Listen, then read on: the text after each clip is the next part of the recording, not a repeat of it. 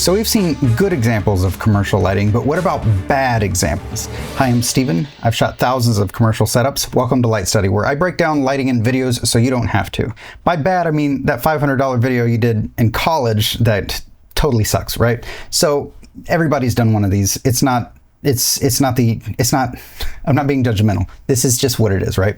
If you want to progress in your craft, you're going to start off with something like this. And so let's use this as a great starting point for how to improve. So we're not going to break it down and say, oh, they did this and oh, they did that. No, we're going to start off by knowing and understanding that this is not commercially beautiful. So what would you do to improve on this? So since we've all shot something like this, I thought this would be a great little experiment, right? So right here, first off, let's break down what they did so we can know what we can improve on. So first off, there is a hard light in the background and it's going, and it's what's casting this shadow right there. It's what's casting this little shadow right there. And it's also kicking off the wall and shooting back into the lens. Okay, and then, is that hitting him? No, that's just hitting the background. And then you have another hard light somewhere up here, which is casting underneath his eyes. And it's also what's doing this. So you can kind of trace that up there. That could either be like a placed fixture that they did, or it could be like the house lights. I would think that they would be fluorescent, but who knows? You know, maybe it's just a bunch of little circular, like sconce-like lights up there. And then for the face, there's actually a shadow on this side. So they've keyed from the right side, and you can just trace that up here. I'm sure it's right up there. It's also coming back and casting this little softness of a shadow over there, like that. So that appears to be it. So they just really set up a softbox straight to the face, and then they set up a hard light for the background. So that's it. Straight to the face, hard light in the background, that's it. Okay, so how would you make something, because how would you make this look good, right? They're in a small space. Dude, this is small. You are in this tiny little room. They probably have, say this is probably, is that 4 feet? Let's pretend like that's 4 feet. So that's like 5, that's 6 feet total. 6 foot by, let's say 6 foot. It's probably more like 5, but let's pretend like they have 6 feet of space. Why would you choose such a shot like this? Well, if you're in an 8x8 room, this is kind of the shot that you can get. This is kind of the widest that you can get. And they got this guy pushed right up against this table here. It sucks. And sometimes you're going to be in situations where you're shooting like that. And so how do you light for it? Because typically we want more distance so that we can light the foreground and the background separately and give us more contrast. So how do you get more contrast in a situation like this? Well, I would always say light for the room first, and then you can hit the face. But you have to understand, if you light for the room and it bleeds over too much into the face, then it's going to look like crap. And so if this is where his shoulder is and his other shoulder is, and then so this is foreground and then this is background, I would place a light over the background. There's a couple ways you can do it. You can bounce into the ceiling like that and hit the spot right behind him, and that's going to glow and it's going to cast down. But then it'll create an edge for him. It'll create just a slight, ever so slight feint of an edge. Right? And that's if you bounce it like right up here. Or conversely, you can bounce it like right behind him and it'll light up most of this stuff, but then it'll taper off over here. Or you can light up the entirety of the ceiling, which is going to evenly fill the whole room, that's probably what I would do. Right into the ceiling. Let's talk about fixtures, because what kind of fixtures would you want? For this interior stuff, they probably were using really low wattage fixtures. Either that or, no, I think they were using low wattage, which is why they had to close off the blinds here so that the windows didn't explode. But if you just poke something into the ceiling, and then you can attack the face. So this is going to lift the whole room, preferably still in the background as much as possible. So what that would do is it would create kind of like this toppiness. And that's acceptable, in my opinion, for this particular situation because you don't have a lot of room. And so you pop something into the ceiling to lift the room, pushing it further into the background as opposed to the foreground, because you're going to light the foreground with your own light. So once you've done that, you're going to lift up the whole room, right? If all this is making sense, then you should check out my free guides to common shooting scenarios for commercial work. StephenLightStudy.com is linked below. And so after that, you pick a side, like Michael Caine says, pick a side. No, he says pick an eye. Pick an eye. All right, so you pick a side and then you push from it. I probably wouldn't have pushed from this side since there's no window there, although the window side isn't even open. But let's pretend like there's another window over here on this side right there. Oh, and then there you go. So I wouldn't place the softbox up here because I don't give a crap about driving shadows down. I give a crap about seeing the glint in the eye. And if you keep your softbox too high, there's no glint in the eye. Too high, no glint in the eye. So I just made that up. I'm just kidding. That's totally an industry colloquialism. Just kidding.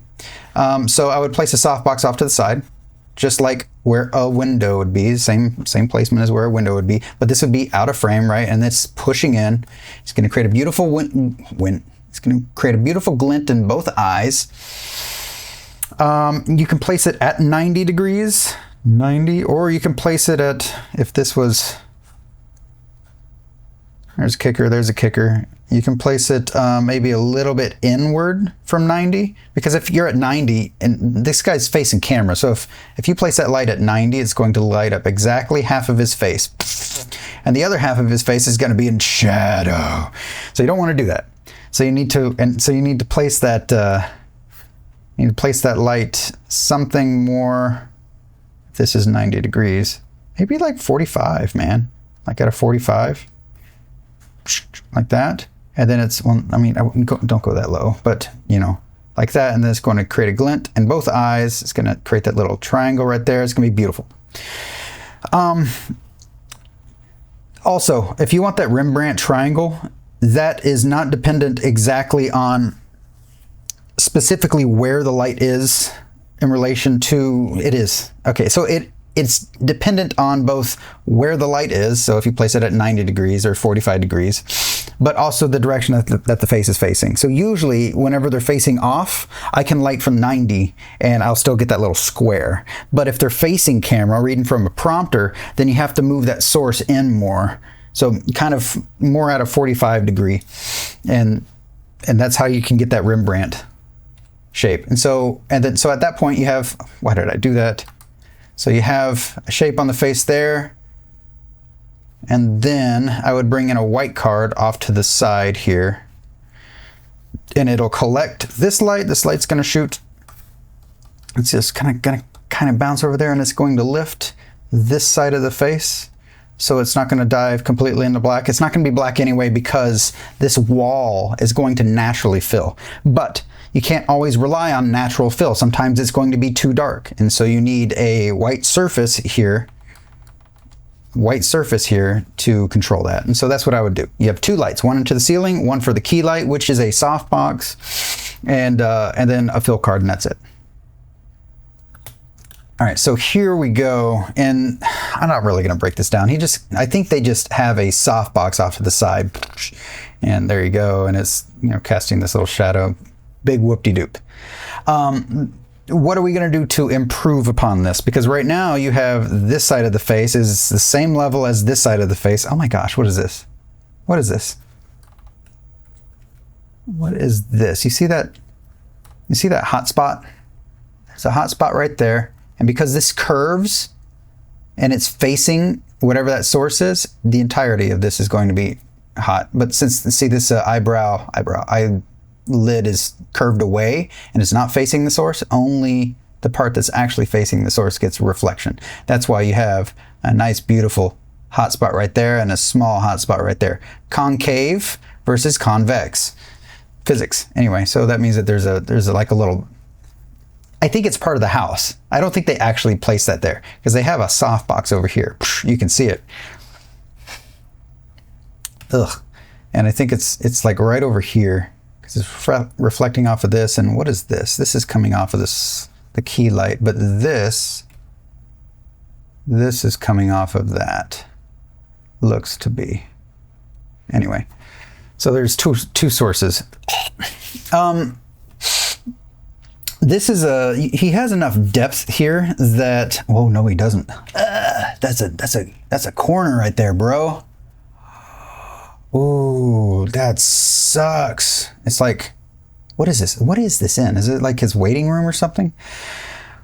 Okay, so you see how dark this is? Okay, what I would have done is probably, again, because if you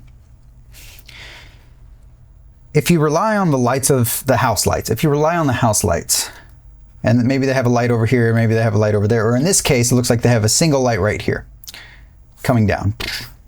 If you rely on that, you're going to miss out on the exposure of the rest of the room. Because when they design this stuff, they don't design it to evenly light everything. They just kind of design it so that you can sort of see, right? It's almost like they don't take into account lighting and the furniture and where it's placed. For video, we need to be able to see stuff like this. You want to see the detail. You don't want it to dive into black. Some people might say, well, why do you need to see that? There's nothing there. Because that's the appropriate thing to do. So what I would do in order to see this, I think you would just first off, turn off this silly light. Turn it off. And make your own light. Again, fill in that part of the room. You can get away with that just fine. And it is going to light up the top part of his head. That's just what's going to happen. It's going to do this. It's going to light up the shoulders. And by lighting up the ceiling, I mean like you have a fixture and you bounce it into the ceiling like that. What kind of fixture? Because you're not seeing the windows, you can get away with something like 300Ds or similar. I wouldn't go with 150, probably a couple 300Ds. But if you're seeing the windows and you want them to be open, 600D, absolutely. No joke, I wouldn't even touch the 300 at this point. 600D is freaking perfect. It's about equivalent to an 800 Joker.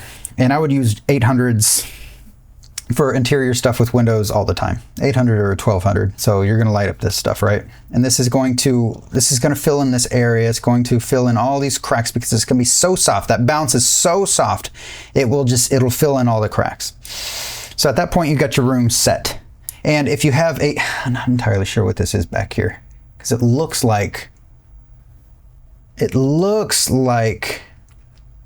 this opens into another room, but then you have this, which is right behind him. I'm not entirely sure what the heck that is. But let's pretend like it's just the L of a room. It's just the L of a room. So there's nothing back there. You have no depth.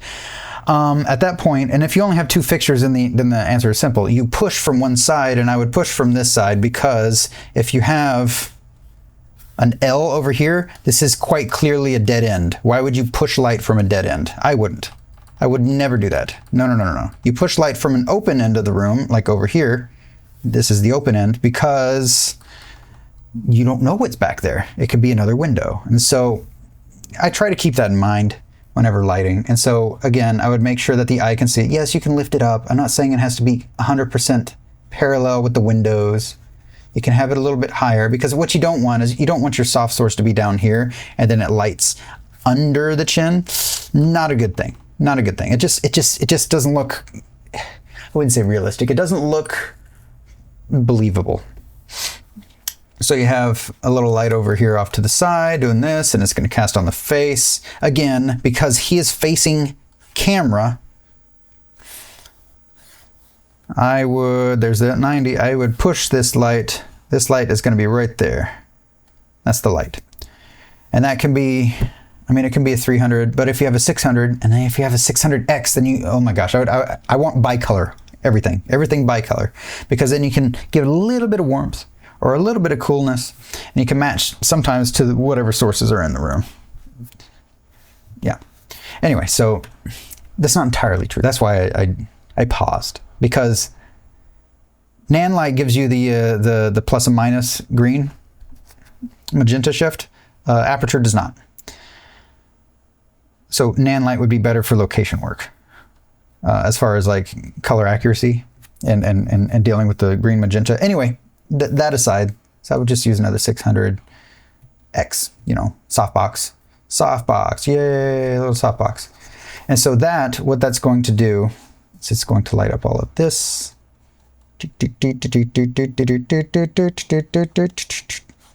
Light up all this part of the face. It's going to create a beautiful glint in the eye. There you go.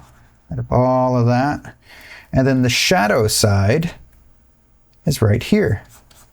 Oh, wait. It's going to cast that as well. And then the shadow side is all of this.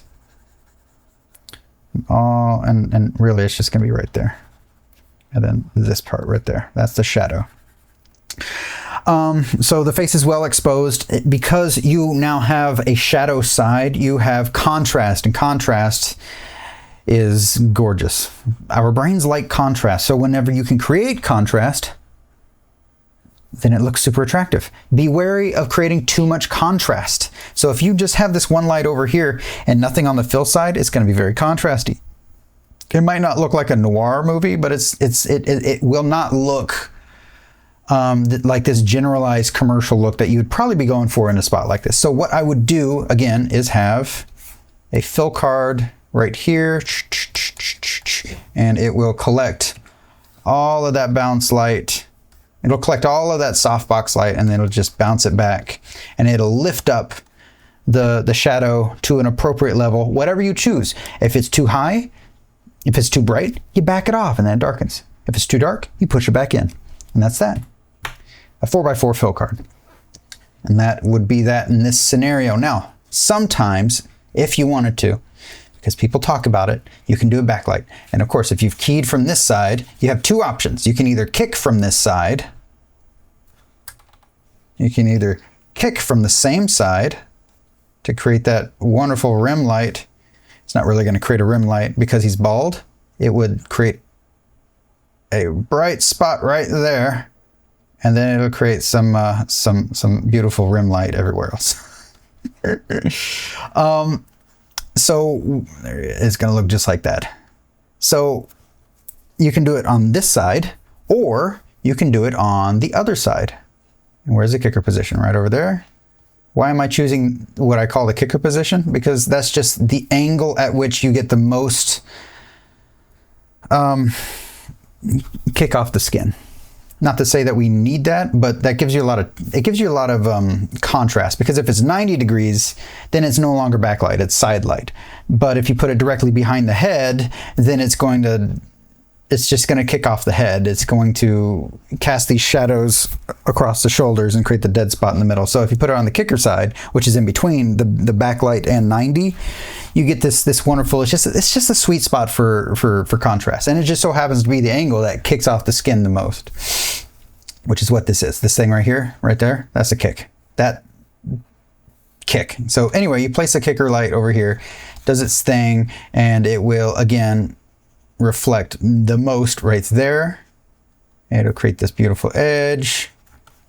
So you can put it on either side. You don't have to. Some people say that you only ever should, or that you should only place your kicker opposite of key. That's not true. That's not true. You can place it here, or you can place it here. Those are the two backlight positions. Or you can do it in the center and directly in like the hair light position, but I don't like doing that. So if you want to do it, go for it. I don't like doing that, and nobody complains. So because remember, the kicker here, it's not. It'll give you contrast, but it's not like the end all be all of contrast. You can get contrast by just having a key, like I just showed you. It'll do all of this stuff. Then you have darkness over here. You're not going to have an edge. If you want an edge, place one. That's it. Moving on. That's a small ass room. Oh my God. Oh gosh. Oh gosh. Like I said, I picked this because we've all been there. Oh my gosh, we've all been there. they have some kind of a softbox over here going straight to the face. And they're right next to this huge ass chandelier. Oh my gosh. So either I think this is probably in the office. Maybe they have like, maybe upstairs is like where the actual like the office is, and downstairs they have like a little waiting room, and then maybe like the previous scene was like the washroom or something. It's an office building, right? Looks like it's, anyway. So having I was going to say a window. A mirror in the shot acts like a window. It just opens up the room. If you can shoot with mirrors, you have to be aware of what they're reflecting, but it's awesome. So here's the L of the room. That sucks. They're probably like 6 feet away from the wall, because you can see there's a chair, and then for some reason it's so low. What? There's got to be like a table here, right? Maybe they moved the table out of the way. Gosh, that's so weird. Anyway, I would have picked an angle where you don't see the chandelier so close to them, but if you have to, try to hook the chandelier up so that it's not in the shot. But if you have to, and you have to shoot it that way, then you have to shoot it that way. So what do you do? So first off, there are 2 sources here. They have one softbox straight to the face, and then they have a window light. This is a natural window light creating this coldness. There's this cold push right over there. You can see it over here, and it's kicking through the mirror back onto the guy's face. And then they have a warmer light. I think that's what it is. They have a warmer light. There's the warmer light. See this right there? That right there, that kick off the face. That's the softbox somewhere over here. Anyway, that doesn't matter. It doesn't freaking matter. But what matters is they have a window. So you're going to have to work with that. And it's going to shoot over here, and it's going to create that no matter what, right? And it's going to lift over here. It's going to, yeah, there it is. It's going to lift over there on her. What I would do is extend that. So again, and they sort of, I guess you could say they sort of did. So if this is the 90 and that's the backlight, the window is probably coming from 90. That looks so ugly. 90 degrees. And I would, again, at 45 is where I would put my softbox. 2x3s are okay. They're serviceable. Especially for 2 shots, you're going to want something bigger, like a 5 foot, 4 foot maybe, but like 4 feet is like the minimum I would do for a 2 shot. I would go for a 6 by. And so, but again, if you're working off a budget and all you have is a softbox, then put that softbox right over there at the 45-degree angle, and it'll do its thing. It's going to create this triangle. It's going to do this. It's going to do that. For her, gosh, I would not have her facing away. As the DP, you do have control in that. It's not to say that you are there to control the frame, but it's like you are there to be the quality control. And so if somebody's face is dipping into shadow, like is what would happen here, all of that would be in shadow. That's a problem, because these faces are selling your product, right? Those smiles are selling the product. Now, it works here because they have the damn softbox so freaking close. It's like right over here. And so it's creating this one shadow right there. I still wouldn't have faced her away though. I would have said, "Hey lady, hey lady, do you mind facing camera?" Or instead of having him facing directly at camera and her facing, that way, you would have him facing this way and her facing this way. And so you're kind of splitting the difference. Just have them kind of truck around a little bit. Anyway, so that's one light. At that point, that's kind of all I would do. I would just probably use one light and then a fill card here. And that would take care of the level on the fill side of the face. So that's what I would do there. Oh gosh, that blank stare. Oh. Oh, it is a table. So they did move the table out of the way. And then they shot this B-roll. This is a better shot, but they needed this shot right here for this wide shot. That sucks. They were working in a tight space. Here, there's the softbox coming from right over here. They have like a little 2x3 softbox.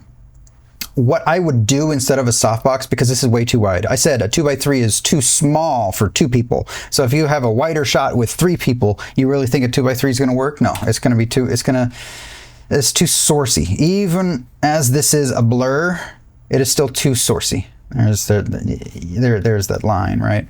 So, I mean, it's casting, it just doesn't look like or act like a window. So you need either I wouldn't even do 4x4. I would do 2 4x4 frames of 216. That would be freaking gorgeous, right? That's like, oh, beautiful window wrap. At like between 90 and 45 is where I would land that. So that's where you'd have the split, the frames right there. But if you don't have that, you can do a 6x T-boned. So you can just T-bone something and a 6x. That'll be better than a 2x3, or you can bounce. So hopefully this, because we know that there's a window on this side, right? There's a window over here, which they didn't do anything. It looks like they covered it with curtains. But we don't know what's over here. If there's another window over here, I totally would have opened it up and allowed it to push. And at that point, if you have window 1 and then window 2, you're pushing from both sides.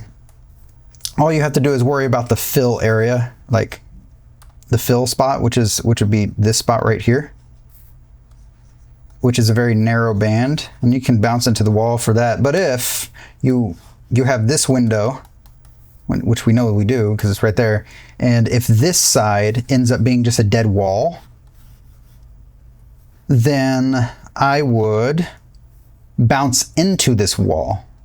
So I would take one of those lights, bounce it into this wall, make it huge, and it'll just push, this huge push, and it will fill in the same amount as this, especially if you're using a 600, and it's just going to fill in. So, but what does that do? Because directly behind camera, you don't have a source. Therefore, it's not going to be flat. You will still be preserving that shadow. However slight, it'll still be there. And I would probably turn off this crap. Holy crap. Did they lift it up? Huh. I would turn off that silly chandelier because it's flattening all of this. It's hitting on her face, which is creating some contrast, hitting on his face, but then it's just flat, lifting all of that stuff. I would kill this and push from this side and this side and allow behind camera to be a dead space.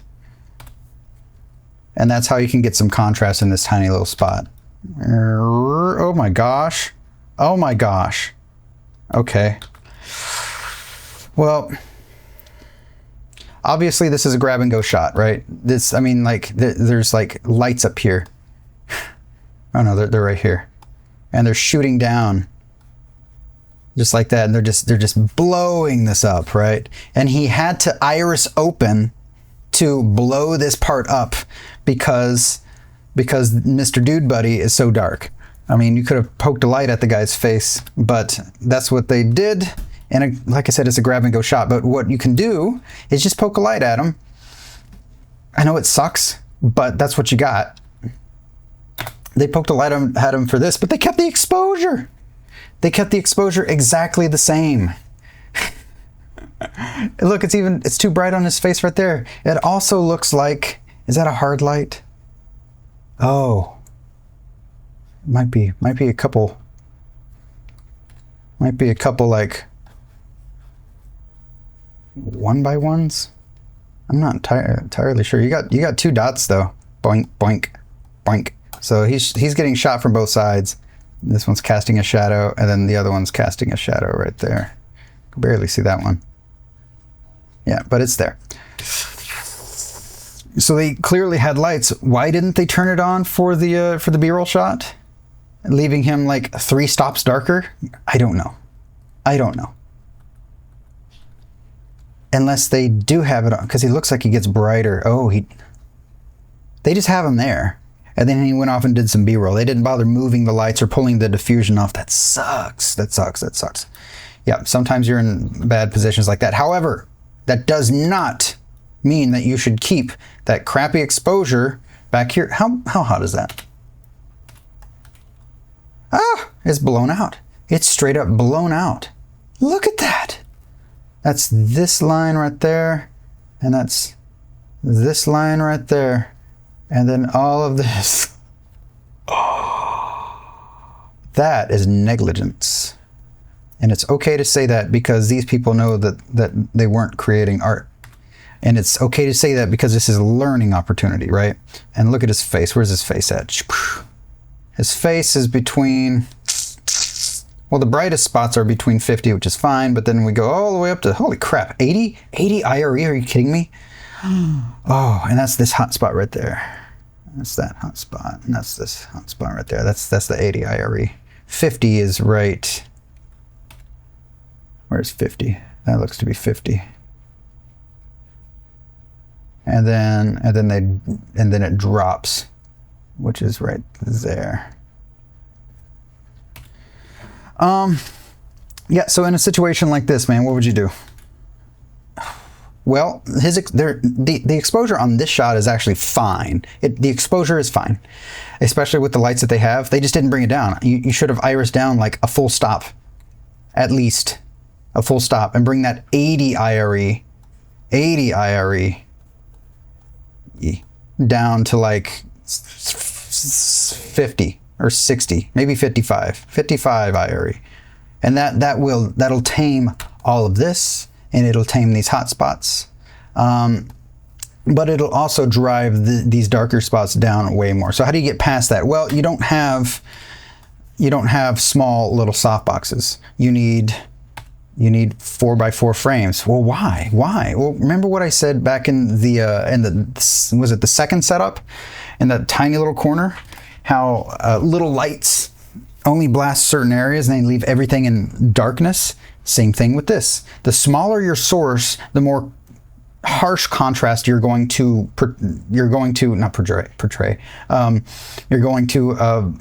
exhibit. And so in order to have less extreme contrast, you need larger sources, and 4x4 frame. That's why 4x4s are so standard, because that's like the best size. It's like the best usable, practical size to get lovely softness, easy, lovely softness. And so having a 4x4 here and a 4x4 here is great. Now you can get away with having like those breakaway frames that they're like cut in half.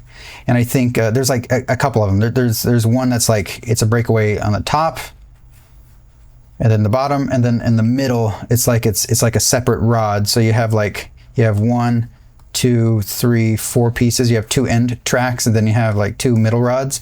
And the older style, I think Matthews makes one where it's like 2 horseshoes. And so you have one right here, and then you have another half right there. And so this ends up being like a 2 foot by a 4 foot a shape.